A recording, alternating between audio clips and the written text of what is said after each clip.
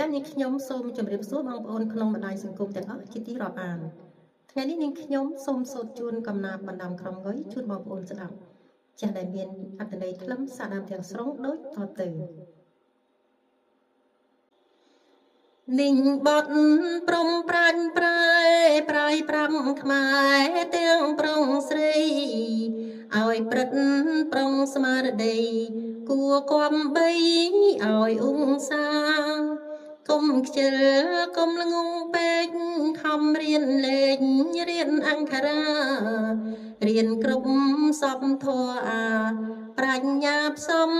នឹងគំនិតកំណើតកើតជាមនុស្សមើលឲ្យធ្លុងទួងឆ្ងាយចិត្តចេញស្ទាត់ប្រាកដពិតគិតការវៃបានក្រុមយ៉ាងមនុស្សល្ងងមិនផ្អើលភ្ញាំងដូចក្អែកខ្វាំងទាំងសងខាងមានរូបគ្មានអ្វីអាងសាងបាបថោកកើតមកខ្លៅ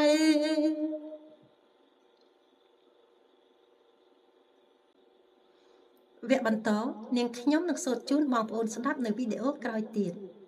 សូមអរគុណ